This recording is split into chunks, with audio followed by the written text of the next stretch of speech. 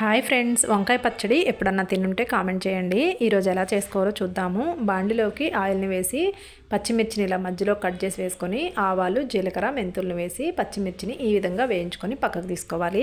ఇప్పుడు అదే బాండిలో 1 table spoon ఆయిల్ని వేసుకొని వంకాయల్ని ఇలా సన్నగా పొడవుగా కట్ చేసుకొని ఆయిల్లోకి వేసుకొని ఈ విధంగా వేయించి తీసుకోవాలి. వంకాయ ముక్కల్ని మరీ డ్రైగా వేయించకూడదు. ఇప్పుడు అదే బాండిలోకి ఆయిల్ని వేసుకొని టమోటాని ఇలా కట్ చేసి వేసి మూత పెట్టి మగ్గించామంటే టమోటాలు సాఫ్ట్గా మగ్గిపోతాయి. ఇవన్నీ పూర్తిగా చల్లారిన తర్వాత మిక్సీ జార్లోకి ముందుగా వేయించుకున్న పచ్చిమిర్చి మిశ్రమాన్ని తెల్లగడ్డ రెమ్మల్ని వేసి కచ్చపచ్చగా మిక్సీ బట్టి తీసుకోవాలి. ఇప్పుడు ముందుగా నానబెట్టుకున్న చింతపండుని అలాగే కొన్ని వాటర్ని పోసుకొని మెత్తగా మిక్సీ బట్టి తీసుకున్న తర్వాత వేయించుకున్న వంకాయ ముక్కలను కూడా వేసి కచ్చపచ్చగా మిక్సీ బట్టి తీసుకోవాలి.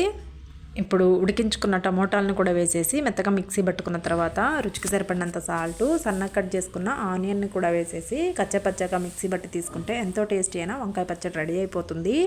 ఇప్పుడు పచ్చడిలోకి పోపుని పెట్టి తీసుకుంటే చాలా బాగుంటుందండి.